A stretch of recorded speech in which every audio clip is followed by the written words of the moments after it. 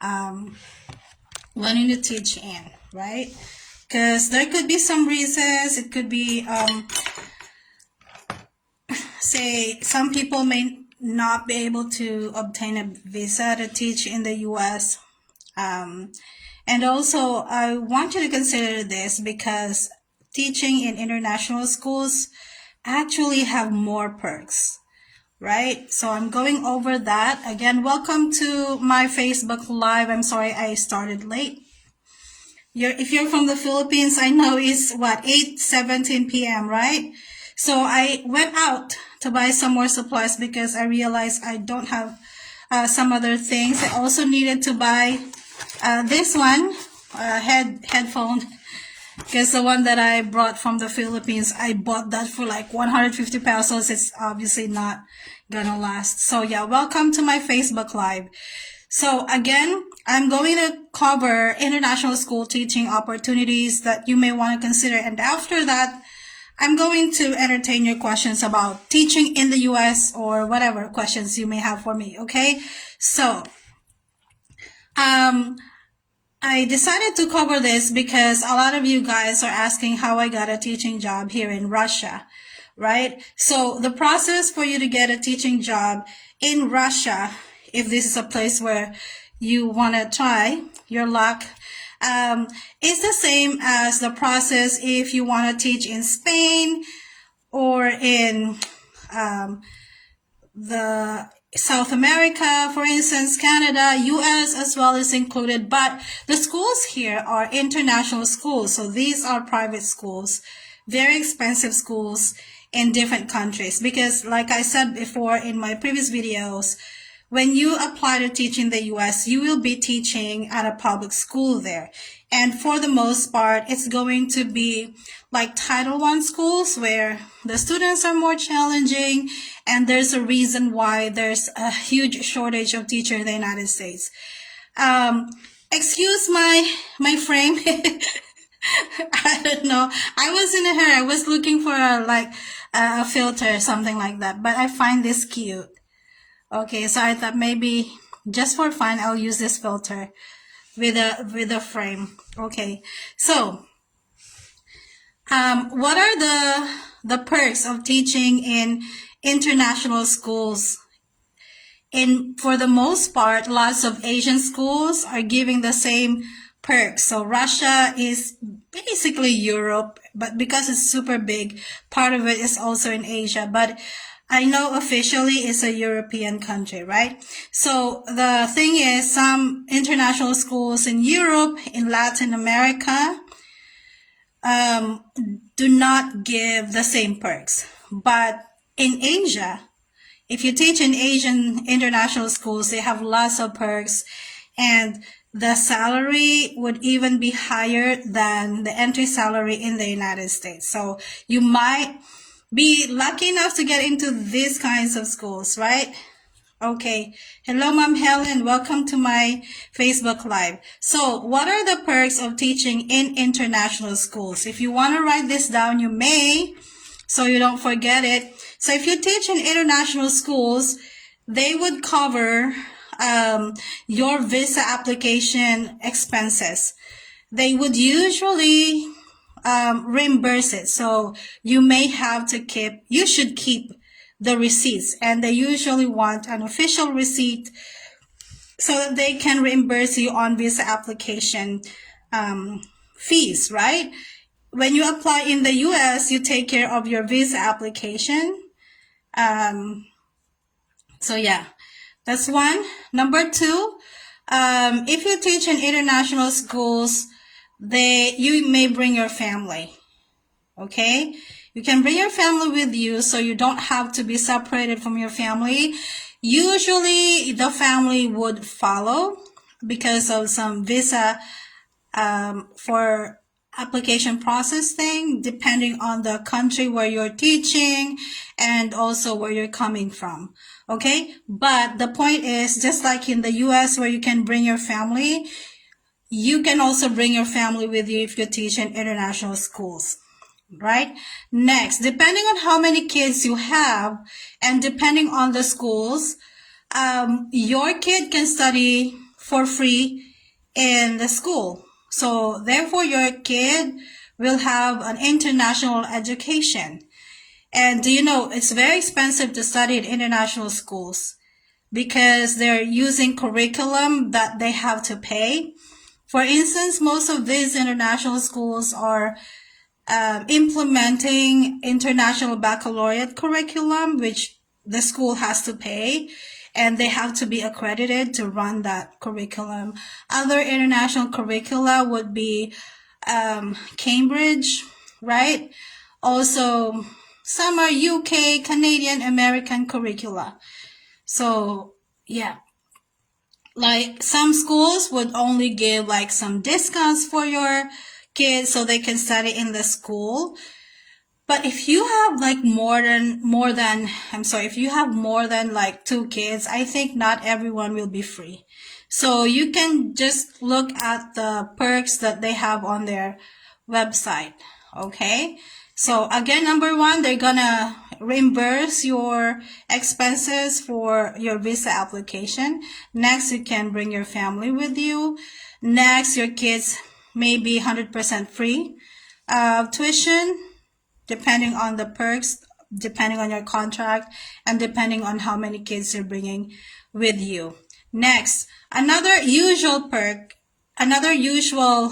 benefit is free accommodation. Just like here, this is a very nice apartment that I have. This apartment is within the school campus, so you don't have to travel, you don't have to commute. So it's safe because there's security 24/7, right?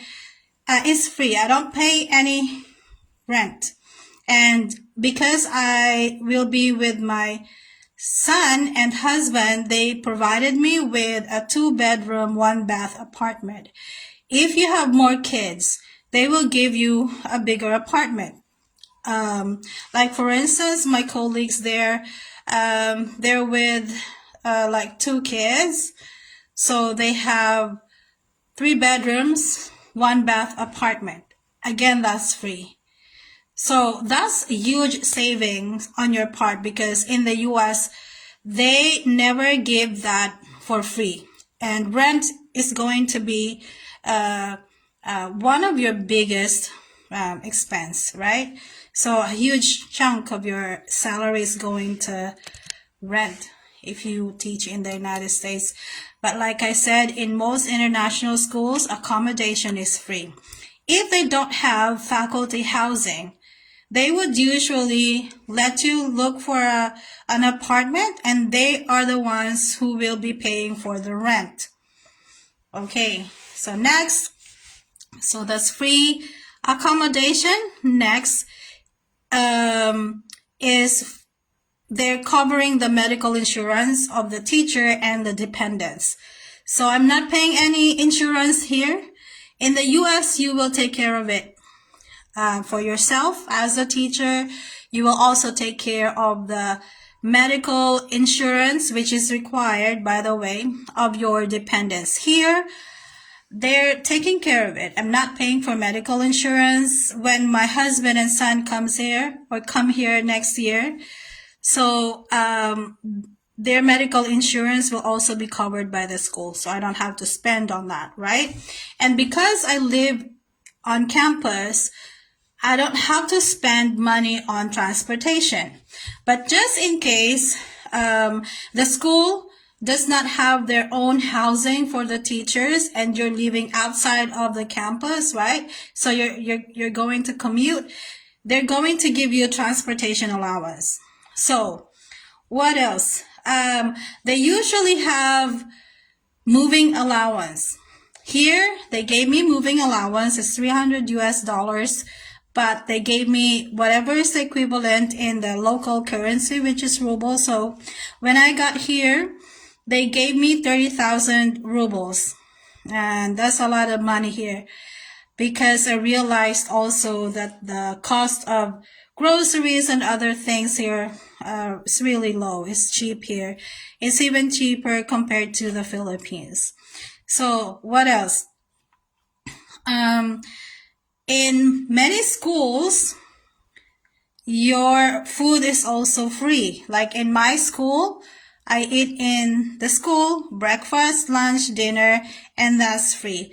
But that's only during the weekdays. So on weekends, I prepare my own food. So, therefore, if you teach in an international school, you have more take-home pay. The salary depends on your degree. It depends on how many years you have been teaching. And obviously, it depends on the school where you have been hired. International schools in different countries obviously will pay the teachers differently. Okay, so now the question is, how do you get a teaching job in international schools? I talked about it before. You have to go through, for the most part, okay, because some teachers can apply directly, but for the most part, these international schools do not entertain direct application from the teacher. So you have to go through recruitment platforms.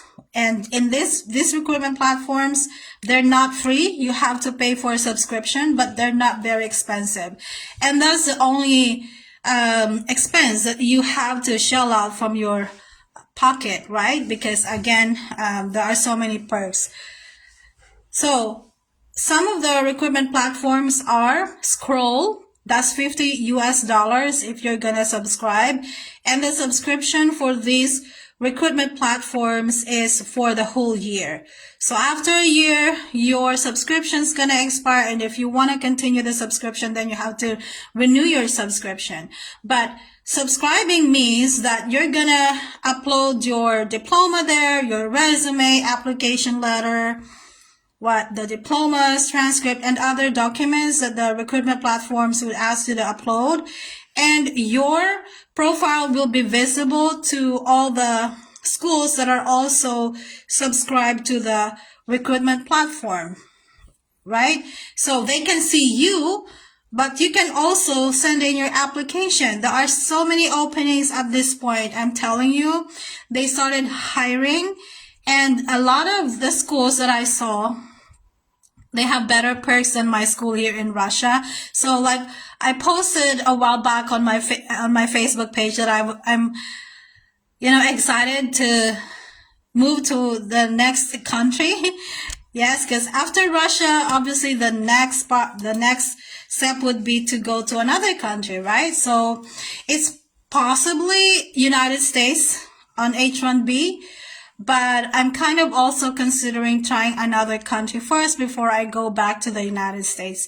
Because the thing about international schools is that they have an age limit. I saw that most of the countries would accept foreign teachers up to 57 years old, because at 60 years old, they want the expat to leave the country. That's the requirement of the country. But in the United States, there's no age limit. As long as you qualify, you can still apply, even if you're already retired from your home country, right? So that's why I decided, well, I am within the age limit. I would try to get to another international school after Russia. Okay? So because usually for international schools, the contract is usually for 2 years, but they also offer extension of contracts. For instance, last week when my probation was over, so I was on probation here for 3 months. The probation period is 3 months, but so in order for the school to determine if they're gonna continue your employment, is that they're going to observe your class officially, right? Like a formal observation. So my principal observed my class, and then he kind of hinted that my probation is over. So meaning I am continuing as a regular teacher, so I don't have to go home after 3 months, right? So because if you fail your probation period, it means that even if your contract is 2 years, they're not going to continue with your employment, right? So passing your probation period is very important. So the principal told me that I passed my probation, and he even said that if it's also my goal, he's looking at extending my contract beyond 2 years. So yeah, so the common contract length is 2 years for international schools. For US, depending on your visa, well, it's 5 to 6 years, right? But for international schools, it's 2 years. That's the usual contract, and then they're just gonna extend you until you probably change your status to being a resident in that country, depending on their immigration law, right? So I know here in Russia, like after living here for a year, I think you can apply to be a resident. At this point, we're not really, thinking about that yet. Well, anyway, so recruitment platforms, Scroll, that's where I got this teaching job. TES, right? You can just Google this later, okay? But I already made a video about these recruitment platforms. It's on my YouTube channel. You can just go ahead and watch that later. So it's Scroll, it's TES, Search Associates, Teacher Horizons, Teachaway. So those are some. There are many other recruitment platforms where you can create your account and the employers can see your profile, and you can also actively apply to different countries. So if you're looking for hiring positions, you can search that through the platform, right? You can filter your search by regions. For instance, you have a target region, like you want to teach only in Asia. So you can search for schools that are hiring in Asia. You can also filter your search by subject area if you're a science teacher, for instance, or you can also search by curriculum. You can also search by religion. For instance, you only want to teach in countries that are Muslim, right? Muslim countries. I don't know if the term is right. So really, when you create your account with these recruitment platforms, you can see all of the hiring positions that are available. All right. So when is the best time for you to create your account? Now is the best time for you to create your account, because since the contract for most international schools only for 2 years, they know exactly how many teachers are not gonna return for the next school year. So as early as now, they know how many teachers they need in what subject area. So what are the in-demand teaching positions for international schools? Unlike in the US, where the number one in-demand teaching position is for SPED, I noticed that in international schools, they're not looking for SPED teachers. I already mentioned this. Even here at my school, we don't even have a SPED classes. So if you're a SPED major, your best option is to teach in the United States. But if you are a preschool teacher, you will have a hard time getting a teaching job in the US. But in international schools, you have lots of options, because they're hiring from preschool, obviously kindergarten, primary to high school, and in all subject areas. In the US, the in-demand will be SPED, like I said, STEM, English, Spanish, grade school, generalist, so those things, right? So for international schools, they're hiring teachers from preschool. They're hiring teachers who are teaching theater, music, culinary, besides the regular sciences and math, right? And English. But you also have to know that many of these international schools, if you're an English major, they usually want a native speaker of English. So when you create your account with these recruitment platforms, you will see some schools, they have preferred nationalities. You will see the flag there. For instance, they're preferring teachers who are from, say, Ireland, the UK, or England, Canada, New Zealand, Australia, native speakers. But you know what? Because even when I was already here in Russia, I received invitation for interviews. I received an interview invitation for a school in Vietnam, and I searched the school, and the school is really nice. And I saw the perks also really, really nice. So yeah. So those things. So maybe you want to consider this, if you are already in the United States and you are almost done with your J1 program and you're going to go home soon, right? You may want to consider applying to international schools, especially if you're already from the US. You probably have an higher chance of being hired. Okay, so what are the requirements? You should have at least 2 years of teaching experience. You should have a home country teaching license. What else? You should have you should be proficient in the English language. What else? Having an experience in international curriculum is an advantage. Okay, so anyway, just apply and you will see. Right? So if you're going to compare the cost of application J1 versus H1B versus international school, applying to teach in international schools worldwide is the cheapest, followed by J1, followed by H1B is the most costly. All right, I think I'm done. Okay, so I'm now gonna entertain your questions about U.S. teaching application or international schools.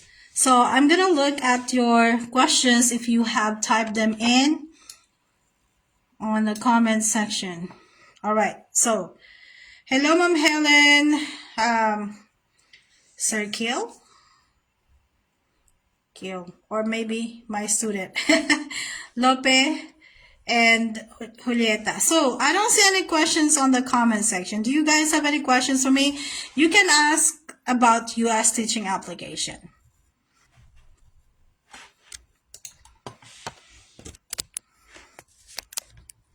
Because if you don't have any questions, then I'm going to close the live. Do you have questions for me? Okay, if this might be, I don't know, like a motivation for you teachers. Anyone can type in, because most of you, I know you're from the Philippines because of the name. How much is the salary in DepEd right now? Say, for instance, your teacher 1, is it teacher 1? How much is the salary in DepEd?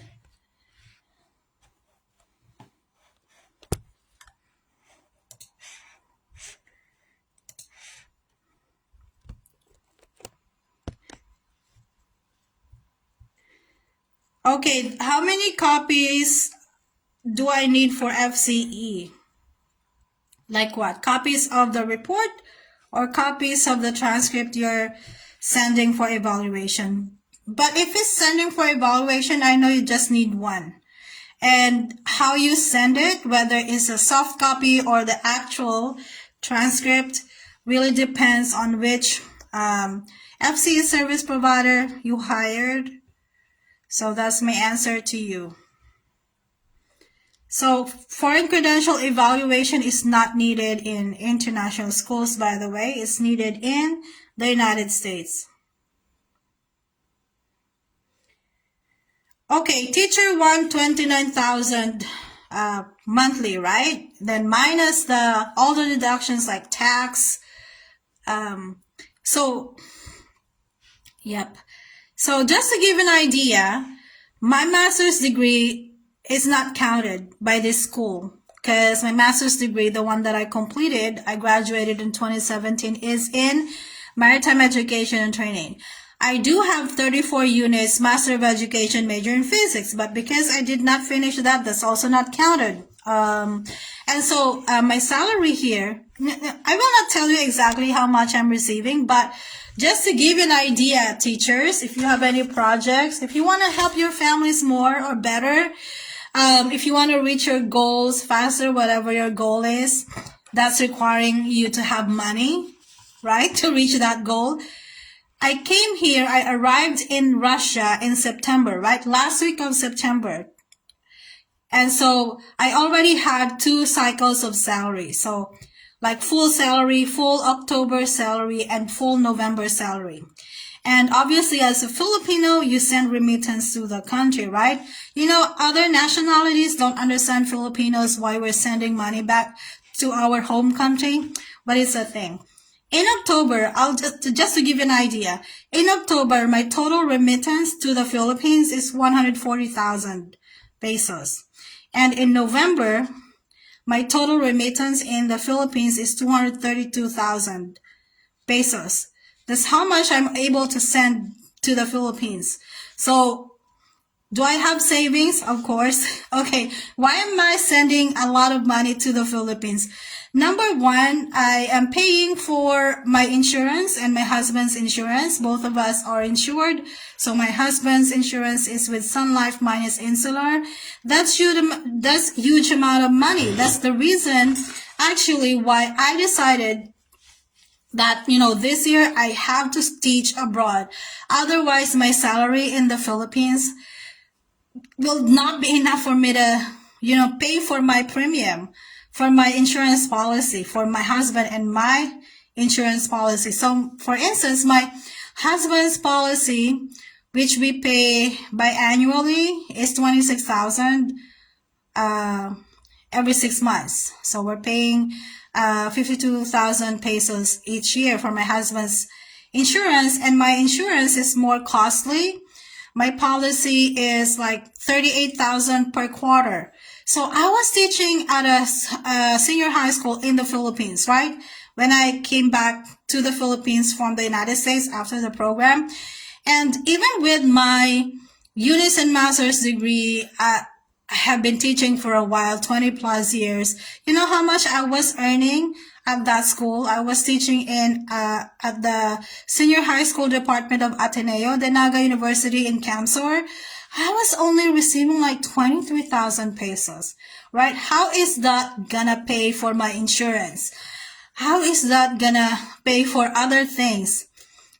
Right? I want to send my kid to a very nice school. So I know I have to teach abroad. Okay, so now I'm here. I wasn't able to go back to the United States. I already explained the reason. But I already served the 2-year home residency requirement. So anytime I can go back to the United States, but I decided to try international schools, and it ended up being a better option for me because now I have more take-home pay because I don't pay the rent, I don't pay for insurance. They paid by the way, one of the perks that I forgot to mention is that they will pay for your travel expenses, right? So they booked my flight. When my husband and son will be coming here, they will also book their flight. And each year we have free round trip airfare as well. So this summer we'll go back to the Philippines to have our vacation, and the school is gonna pay for our airfare, right? That's round trip. You don't get that perks in the United States. So essentially you have more take-home pay. And because also I eat in school, so basically the salary that I'm receiving here, by the way, is the same as my salary back in Florida. But because I don't pay for the rent, I don't pay for the insurance, I don't have to spend money on transportation, I don't pay for my meals. I only, spend money for my meals during the weekend, but it's really cheap here in Kazan. I have more take-home money. And so that's why I'm sharing this with you, because it's something that you can also consider, right? There's nothing, you're not going to lose anything if you try, right? They're going to interview you. If they are satisfied with your interview, they're going to hire you. The process of hiring is very simple. What's going to complicate things will be the requirement of our country, the Philippines. So yeah, you will realize that if you come here. So, right? So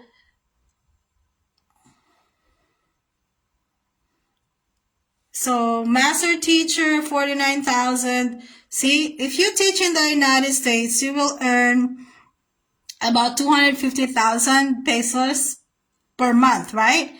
But you have to subtract your rent, you have to subtract your insurance, your transportation, your groceries, utilities, your phone. Okay? So here, I'm also receiving the same amount each month. So look, even if you're a new teacher, right, you will earn way more. compared to being a master teacher in the Philippines, compared to being a principal in the Philippines. You will earn way more if you teach in international schools, okay? And you have more take-home pay in international schools than in the U.S. One of the things also is that international schools students are easier to manage compared to students in the U.S. Okay, all right. So anyway, so teacher fee 35,000, right? So yeah. So after being here for just 2 months, I already like earned what? I don't know how much is, but so I already earned 246. More than 500,000 pesos just for 2 months, right? So if you have goals in life, you want to help your parents, you should consider teaching abroad. That's the reality. The salary in the Philippines is way, way low. Yeah, you're probably gonna survive each month, but like I said in my previous video, just surviving life is not how we should live our life. We should live our life where we're able to afford, having time to travel, experiencing the conveniences of life, right? Not having loans here and there. So, how about the visa sponsor, ma'am? If you don't mind, is there a need for visa sponsor? For international schools? So if you're referring to international schools, your visa sponsor is the school. So it works differently compared to the US. Well, every country has a different visa rule, but for international schools, you don't really need a separate visa sponsor. The employer is your sponsor. Okay, may I know if Russian schools also hire English teachers from countries like the Philippines? Okay, so Russian schools, you mean the public schools in Russia? Yeah, I think so, because I know there are ESL teachers here who are from the Philippines.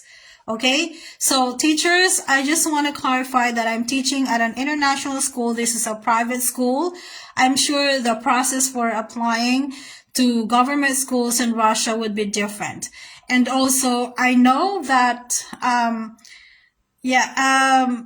they're not really required to learn English here. So maybe there are some like academies or training centers that are where the students could learn English if they want to. But I know there are ESL teachers here in Russia who are from the Philippines. I've seen like groups on Facebook. So maybe you may want to join that and see how much they're earning and how they were able to apply here in Russia. Okay. Age limit. I mentioned about age limit. Most countries have age limit up to 57 years old, because you should leave the country when you're 60 years old. It's the same here in Russia. Ma'am, what difficult teaching adjustment we might encounter? Okay, Maria Teresa, it's really about classroom management.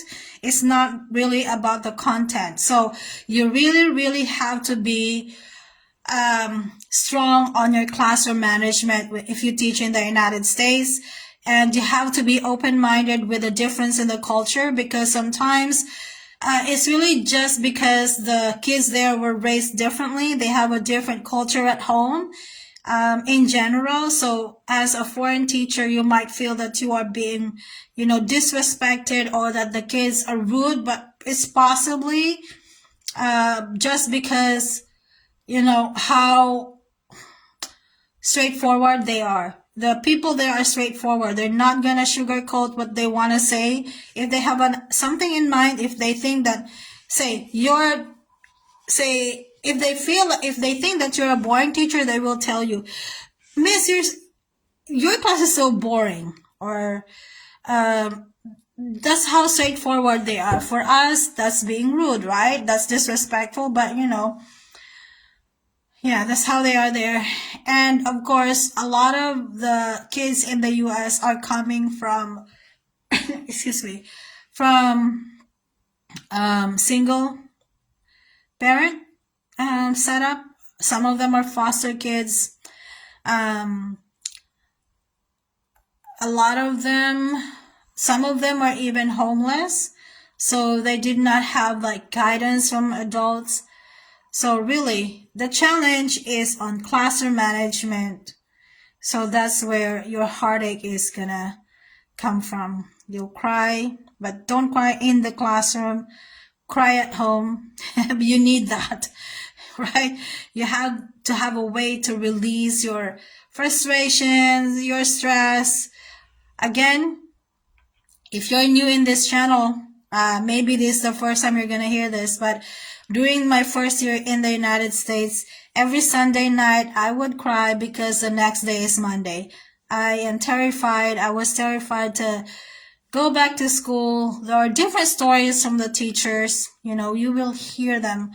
But so what's the most important trait so that you can survive teaching in the United States? Number one, your EQ.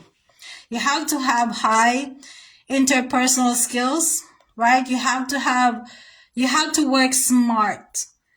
Smart by, knowing which work and which things don't work. And you have to be flexible in changing your strategies.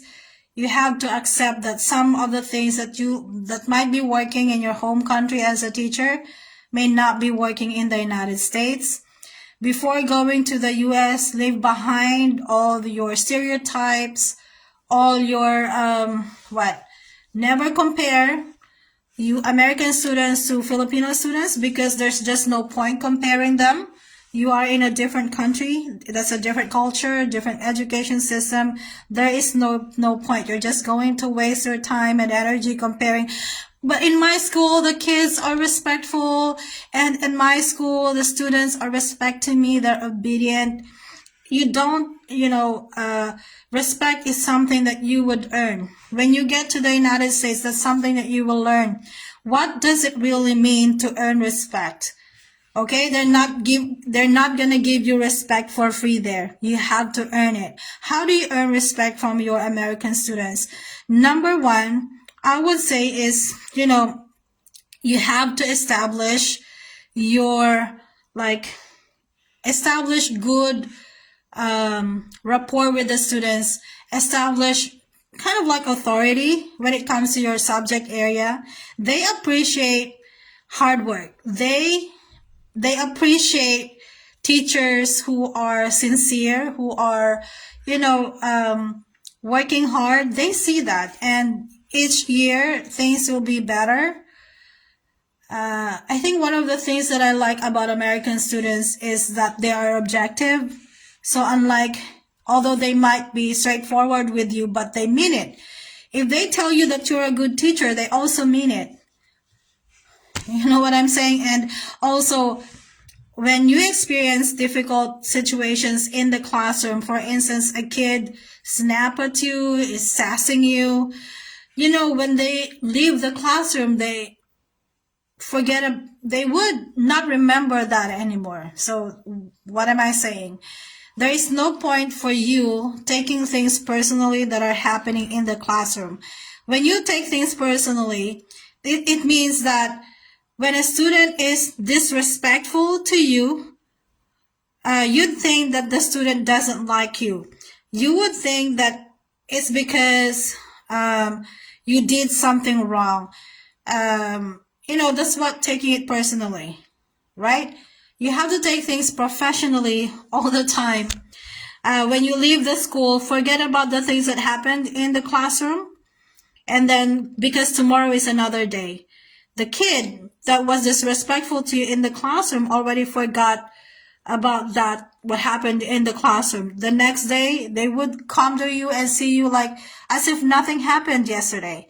So therefore, if you took it to heart, if you took it personally, you're just kind of like, you're just being too hard on yourself, right? You're punishing yourself for things that are not really caused by you.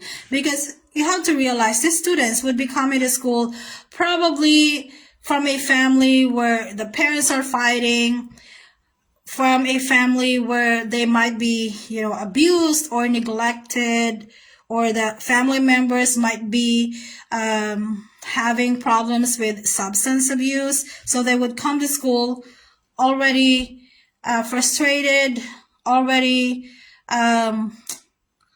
disappointed with their family and their life. Some of them may not even have had dinner the night before. So that's why in public schools in the United States, they are fed. So the lunch, the breakfast free, if they're in Title I. So that's to make sure that the kids are actually fed in school, right? Because some of these families may not even have proper meal at home. So that's why. If a kid is napping at you, probably because, it was really bad at home. And it just so happened that in your class, you kind of call the attention of the student, and then it just triggered something in them. So it's not you. It's not about you. Okay? I don't know. There's a lot of things I said. I hope you got my point. Okay, is there any embassy interview for international school? Lope, really depends on the country. So when I applied for my visa going to Russia, there was no interview. They don't speak English. I told my husband, it looked like Cebuana Lulia, right? It's like this is the glass window. They even covered it, so you will not see behind the window. You will only see their hands, and you're gonna pass your documents through the hole. There was no interview to get the Russian visa. Just turn in all the documents and you're done. I don't know how it is done for other countries. For instance, if you get your visa for China or for, say, Argentina or Chile or Spain, I don't know. It really depends. But for Russia, there was no interview. But for sure, there's interview in getting your US visa. Okay, Lope, I answered your question. So, okay, ma'am, if ever, can we go to school, like enroll ourselves to a master or doctor in USA? Okay, so Lope, it's very expensive to study in the US. So my suggestion is, you can enroll. But to answer your question, sorry, I'm thinking ahead. So to answer your question, Ma'am Lope, of course you can study in the US while you are in J1 visa. But is it practical? It is not practical. It's very expensive. Okay, so say for instance, because I thought of, taking my master's there as well, it can cost you up to 10,000 US dollars per semester. 10,000 US dollars one semester.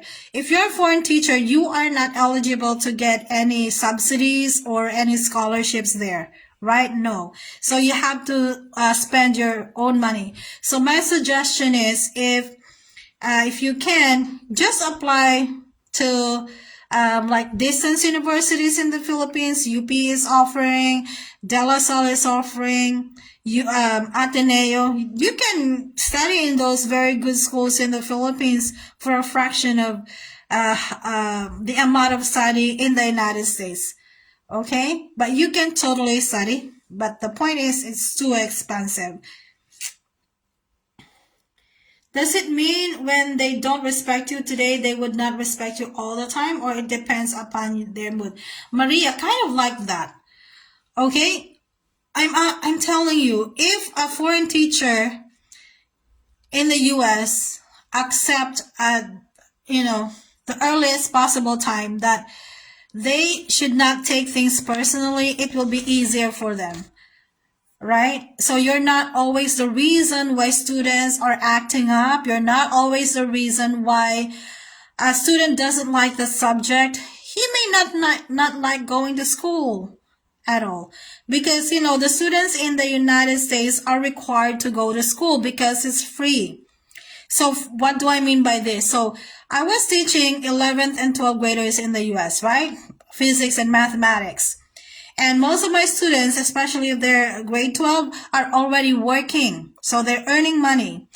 And because we're teaching at a public school, these kids are, coming from low income family.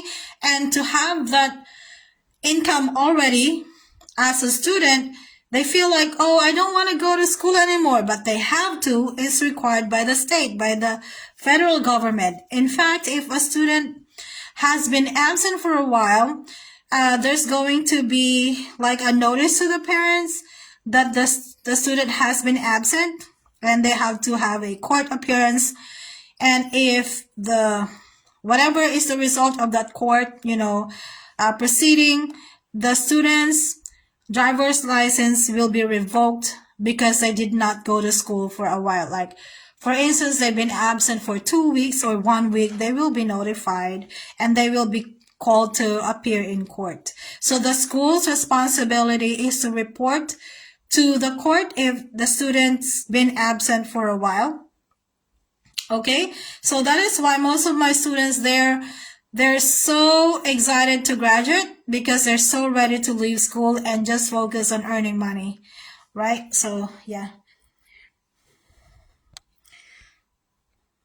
So if you can, so this is also a tip that I would like to give to you guys. If you're a new teacher in whatever country, the US, China, Chile, Spain, Belgium, Germany, here Russia, I realized that you can face your students as if you've been in that school for the last 10 years. So if you have been in a school for the last 10 years, for instance, it means that you already know the ins and outs. You don't sweat the small stuff anymore. You are very confident. I don't know if I am saying it clearly, but my point is, if you would recall, recall your own experience. If you're new in a school, we are usually shy. We are usually second guessing ourselves. We are usually less confident because we are still, like observing. We still don't know how things are working in the school, right? As a new teacher. And because of that, you're not confident with all the decisions that you're making because you're still thinking, is this right? Or maybe I should not, apply the consequence to the student's misbehavior. Because as a new teacher, you feel like you might commit mistake, right? So I realized, based on my experience, that you can step into a classroom, even if it's your first year in that school, as if you've been there for 10 years. How can you do that? So study the manual, study the handbook, study the behavior policy.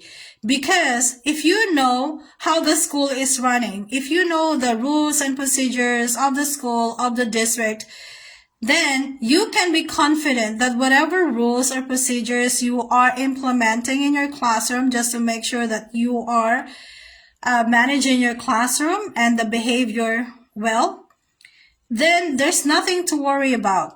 That if you apply a consequence, you know that you're not going to get any complaints from the student or the parent. And you know that if there are any complaints, the district, the school is going to back you up because what you have been implementing is based on the school policy, right? So you're not really doing anything wrong. You're just applying what's in place in school. So there's no reason for the parents to make any complaints or the students to make any complaints. So that is why it's very important for you not to ignore the first few weeks in school where you're able to give the orientation to the students, communicating to them your expectations, the procedures, the rules, and the consequences. And so when the students kind of like did something against the rules of the school, for instance, you can confidently enforce the consequence, right? Because if the students are not seeing that there are consequences to their actions, they will continue to do bad things and they can do whatever they like. And you will end up having a classroom that is run by the students and not by you, right? And why did that happen? Because you're not confident with your authority. You're not confident to apply the consequences because you're not even sure if that's acceptable, if that is allowed or not. Why? Because you did not study the handbook. You did not study the behavior policy of your school. So if you're new to a school, make sure to study the behavior policy, right? So that you are confident to apply any consequences. You are confident to make the student accountable, and you know you're not going to get any complaint. So yeah, that's what I think. Because content-wise teachers, these students will never be smarter than you, honestly, right? They will never be smarter than you, especially if you've been teaching for a while. And also you were trained in the university to teach that subject. So these students, I'm sure, will not be smarter than you. So what you should be focusing on is making sure that the classroom is managed well, and that you're not doing things that are against the rules of the district or the school, right? So those things. And it's very important to also know the culture of the country so that you're not gonna say things that can be offensive. I already made a video on my YouTube channel about the culture in the US, things that you can say, you're not supposed to say. So just to be sure as well, if you're gonna say something that is based only on your opinion, don't say it. Just shut up, okay? Because your opinion can be biased. Your opinion can be ignorant, right? So don't just say it. So what I'm saying is focus on the content of your lesson. If you're a science teacher, focus on being a science teacher, okay? You don't have any business sharing your opinion about the LGBTQ issue. You don't have any business talking about politics, religion. Just focus on being a math teacher, focus on being a science teacher, and you're not gonna offend anybody. You will not receive any complaints because your opinion is subjective. So just focus on your lessons. Okay, am I still online? Can you still hear me? Because I don't know, I might have been disconnected already. I keep on yapping here. All right, do you guys have any more questions?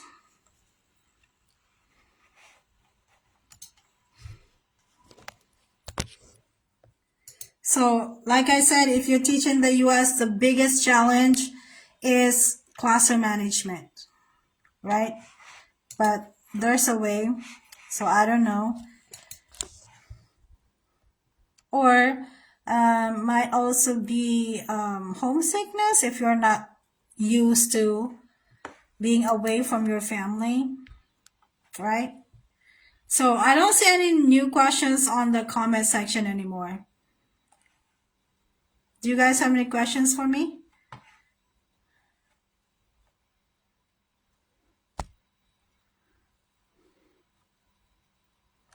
No more questions? 10, 9, 8, 7.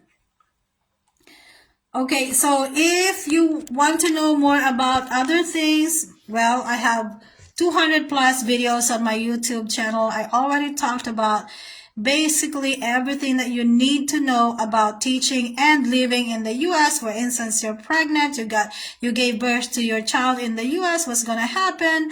I also have a video about why a school may not hire you. I have a video about why your visa application may not be approved. Of course, I have videos about how to ace your visa application, your visa interview. I have videos about interview tips, right? Commonly asked questions during interviews. I have all those contents already. I have a video about, flying, meaning your luggage, when it's time for you to fly to the US, what do you need to prepare, those things. Okay, Dianita, so for J1 program, I have lots of video already on where to start, but I also have links on the J1 Visa sponsors on my Facebook page. So there are many J1 Visa sponsors, teachers who don't have to hire any placement agencies. You can totally apply to teach in the US without paying anybody. Okay? There are many visa sponsors who... Okay, I'm gonna post on the comment section the link to the J1 Visa sponsors, okay? So you can just choose from there. Obviously, you should start applying to visa sponsors who do not charge any placement fees, or program fees, I mean. So it's now on the comment section for those who are interested to see the links to the J1 Visa sponsors. I also already have a video about H1B schools in the US that are hiring foreign teachers and sponsoring them for H1B. You can just go to my YouTube channel. I also have video about, cultural exchange program. I mean, because in the US you will be required to do cultural something activities. Do you have a contact in the school you're teaching now? Okay, Marisol, I cannot give you the contact to my school. I'm not allowed to. If you want to apply to my school, again, I mentioned about the recruitment platform. I did not apply into this school. The school principal found my profile in Scroll. Okay, so that's why I'm telling you, you have to subscribe to the recruitment platform, because it's not gonna be just Russia, it's worldwide. You can basically choose the country where you want to teach. Okay, I'm sorry because I opened the video. Okay, so if you're interested to apply on H1B, I posted the link to the video that I made about H1B sponsoring schools in the US. It's on the comment section already. I'm looking for the video that I made about recruitment platforms for international schools for those who are interested. Like I said, that's how you can get a teaching job in international schools worldwide. Okay, it's worldwide. That includes the United States, that includes Asia, that includes Latin America, okay, Australia, New Zealand. So, but these recruitment platforms are hiring teachers for schools that are private, so international schools. Okay, I even have videos about interviews. If that is something that you want to watch, I also made a video how you can teach yourself to speak English more confidently. I get questions about that too. So how do you prepare for interviews? I have so many videos on my YouTube channel. You just have to be very patient. So if you are on my YouTube channel, just search my playlist, right? So I already posted the links to the video. The link to the video about recruitment platforms. How much is Scroll? Okay, by the way, Scroll is HCROLE is $50. So you will need, in order to pay any of these recruitment platforms, you will be using a credit card. So if you don't own a credit card, guys, I already said credit card, okay? Don't ask me, can I use debit card? No. All right, clearly use credit card. If you don't have a credit card, you can look for a friend who has one, and your friend can pay for you, and then just pay for your friend. I pay your friend. That's what I did. I didn't own any credit card when I subscribed to Scroll. So I have a friend who has a credit card. So she paid for me, and then I paid her. Right? So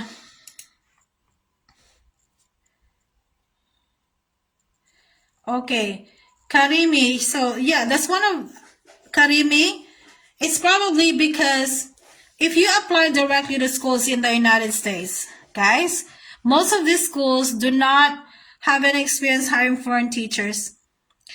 And so when you start your application, even if you're qualified, most of the schools would, would stop the hiring process when they learn, oh, you're not from here. Because they will be needing your social security number. They will be needing your teaching license in the states in the state where you're applying to. Okay? That's why I have been saying, Karimi, I hope you're still here. You should apply directly to visa sponsors. That's the most efficient way. Because in order to teach in the United States, you have to have two things, an employer and a visa sponsor. Sometimes the employer is also the visa sponsor, but that's rare, okay? But guys, I already posted the links to the J1 visa sponsors on the comment section, okay? There is no law that prohibits you from applying to more than one visa sponsor at the same time. So you can apply to as many visa sponsors. All right. So what happens is, if you apply directly to the visa sponsor, it means that you're going to create an account on their website. So what's their website? I already shared the link, okay? So when you open the link, it will open to the website of the visa sponsor. You're going to create your account there. That's where you're going to upload your documents, whatever is the next step, they're going to tell you. Okay? When this visa sponsor qualified you, they're going to interview you. They're going to process your application. If you qualified, the visa sponsors will be the ones to look for a school for you. They're going to match you to a school, and they're going to email you if a school wants to have an interview with you. Okay? That is why teachers, instead of applying directly to the schools, apply directly to visa sponsors. I already posted the links, right? Okay. So, any more questions? And if you are from the Philippines, I am offering this book, okay? This book, if you buy this, you will be enrolled to the coaching for 1 year. So I'm going to guide you through the application process. I will teach you about J1H1 and also international school application process, just so you have another option. I'm going to practice you for your interviews. You will have at least like 3 interviews before you are able to teach in the United States, okay? So that's 3,000 pesos only in the Philippines, free shipping via LBC. So 3,000 pesos already has the book, and it already includes the coaching. If you join the coaching, you will have access to the Google Classroom that I created, where I upload resources there. You will be joining a group chat, okay? Just to give you an idea, those who are in my coaching, those who applied already, submitted their application, they are already approved. So therefore, they're just waiting to be interviewed by the principal in the United States. Okay? Again, I don't offer the book to outside of the Philippines. The reason is shipping and also time zone issues. So I am in Russia. The Philippines is 5 hours ahead of our time zone. So it's 4:20 p.m. now here in Russia, where I am at. Russia is a big country, right? But in Kazan, it's 4:20 p.m. So in the Philippines, it's now 9:20 p.m., which leads me to what? I should already say bye, right? Because it's already late.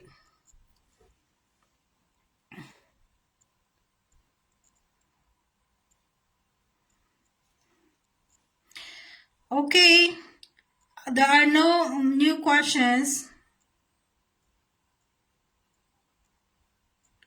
There are no new questions, guys. I already made more than 2 videos about classroom management, okay? And how to, and many other things, actually. So, if you are not following my page yet, please hit that follow button, okay? And if you have been watching my videos on my YouTube channel, please subscribe. 73% of those who are watching my videos are not subscribed to my channel, right? So they're getting information from my channel and they're not even subscribing. So it should be like a give and take, right? So I create these videos. I use a lot of my time creating these videos, and that is to help teachers. So if you're not keen into like joining my coaching, well, I have free resources for you on my page and also on my YouTube channel. But please follow and subscribe, like my videos too. It will help. Okay, guys, there are no more new questions, so I'm gonna do another Facebook Live next Sunday. So my Facebook Live is every Sunday, but I have posts on my Facebook page like almost daily. Okay, so since there are no new questions anymore, it's time to say bye because I need to iron my clothes. I need to do preparations for my class tomorrow. Okay, thank you guys for joining me today. I'll see you next Sunday. Bye, guys.